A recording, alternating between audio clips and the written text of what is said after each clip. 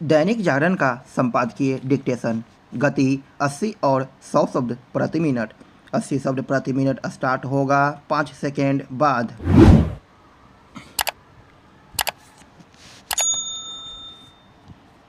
Start.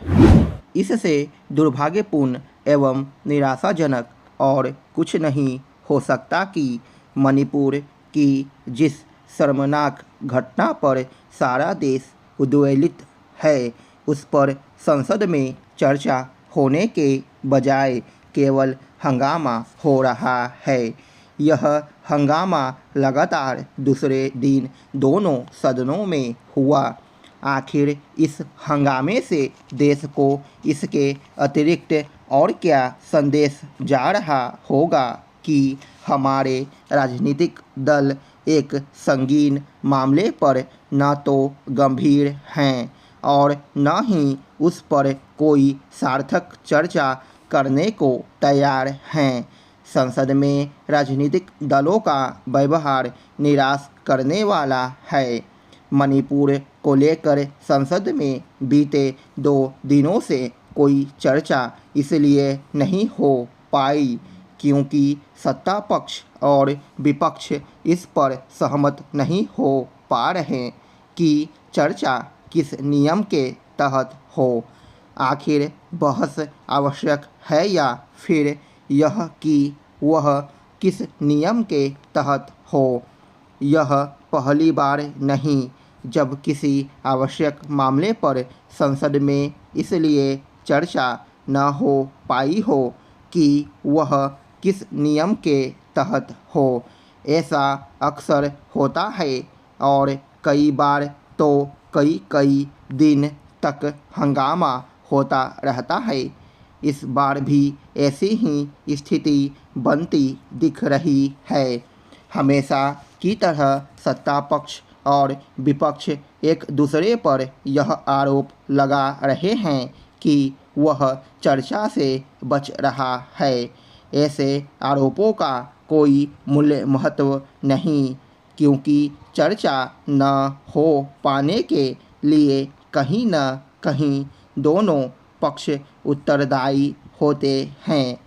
समझना कठिन है कि दोनों पक्ष इस पर एकमत क्यों नहीं हो सकते कि किस नियम के तहत चर्चा होनी चाहिए। क्या चर्चा के लिए कोई बीच का रास्ता नहीं निकाला जा सकता?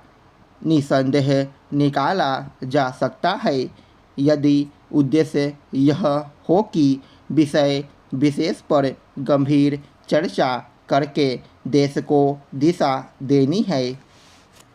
यह विडंबना ही है कि जब संसद में पक्ष विपक्ष को मिलकर देश और विशेष रूप से मणिपुर की जनता को आश्वस्त करना चाहिए, तब वे चर्चा के नियम पर उलझे हुए हैं।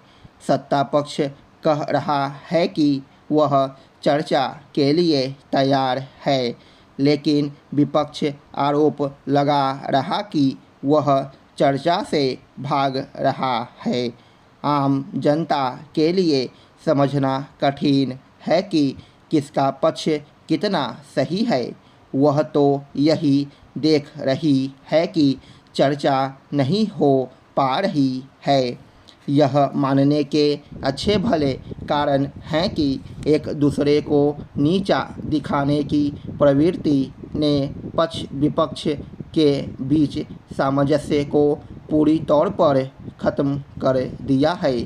यह शुभ संकेत नहीं क्योंकि संसद तभी चल सकती है जब दोनों पक्ष मिलकर सदन चलाने के तौर तरीकों पर सहमत हों। अब ऐसा दुर्लभ होता जा रहा है।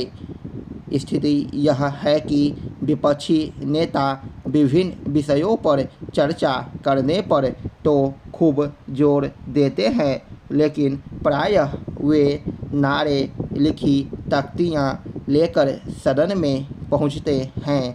इससे यही पता चलता है कि वे संसद में सार्थक बहस के प्रति गंभीर नहीं। स्टॉप। 100 शब्द प्रति मिनट स्टार्ट होगा 5 सेकेंड बाद।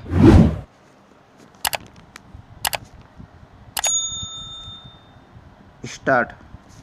इससे दुर्भाग्यपूर्ण एवं निराशाजनक और कुछ नहीं हो सकता कि मणिपुर की जिस शर्मनाक घटना पर सारा देश उद्वेलित है उस पर संसद में चर्चा होने के बजाय केवल हंगामा हो रहा है।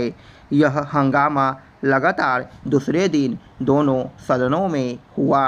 आखिर इस हंगामे से देश को इसके अतिरिक्त और क्या संदेश जा रहा होगा कि हमारे राजनीतिक दल एक संगीन मामले पर न तो गंभीर हैं और न ही उस पर कोई सार्थक चर्चा करने को तैयार हैं। संसद में राजनीतिक दलों का व्यवहार निराश करने वाला है। मणिपुर को लेकर संसद में बीते 2 दिनों से कोई चर्चा इसलिए नहीं हो पाई क्योंकि सत्ता पक्ष और विपक्ष इस पर सहमत नहीं हो पा रहे कि चर्चा किस नियम के तहत हो। आखिर बहस आवश्यक है या फिर यह कि वह किस नियम के तहत हो। यह पहली बार नहीं जब किसी आवश्यक मामले पर संसद में इसलिए चर्चा न हो पाई हो कि वह किस नियम के तहत हो। ऐसा अक्सर होता है और कई बार तो कई दिन तक हंगामा होता रहता है।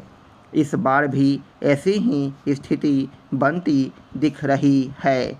हमेशा की तरह सत्ता पक्ष और विपक्ष एक दूसरे पर यह आरोप लगा रहे हैं कि वह चर्चा से बच रहा है। ऐसे आरोपों का कोई मूल्य महत्व नहीं क्योंकि चर्चा न हो पाने के लिए कहीं न कहीं दोनों पक्ष उत्तरदायी होते हैं। समझना कठिन है कि दोनों पक्ष इस पर एकमत क्यों नहीं हो सकते कि किस नियम के तहत चर्चा होनी चाहिए। क्या चर्चा के लिए कोई बीच का रास्ता नहीं निकाला जा सकता? निसंदेह निकाला जा सकता है यदि उद्देश्य यह हो कि विषय विशेष पर गंभीर चर्चा करके देश को दिशा देनी है। यह विडंबना ही है कि जब संसद में पक्ष विपक्ष को मिलकर देश और विशेष रूप से मणिपुर की जनता को आश्वस्त करना चाहिए तब वे चर्चा के नियम पर उलझे हुए हैं।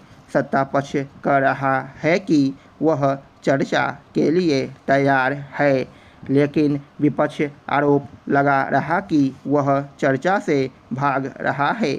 आम जनता के लिए समझना कठिन है कि किसका पक्ष कितना सही है। वह तो यही देख रही है कि चर्चा नहीं हो पा रही है। यह मानने के अच्छे भले कारण हैं कि एक दूसरे को नीचा दिखाने की प्रवृत्ति ने पक्ष विपक्ष के बीच सामंजस्य को पूरी तौर पर ख़त्म कर दिया है। यह शुभ संकेत नहीं क्योंकि संसद तभी चल सकती है जब दोनों पक्ष मिलकर सदन चलाने के तौर तरीकों पर सहमत हों। अब ऐसा दुर्लभ होता जा रहा है। स्थिति यह है कि विपक्षी नेता विभिन्न विषयों पर चर्चा करने पर तो खूब जोर देते हैं लेकिन प्रायः वे नारे लिखी तख्तियाँ लेकर सदन में पहुँचते हैं। इससे यही पता चलता है कि वे संसद में सार्थक बहस के प्रति गंभीर नहीं। स्टॉप।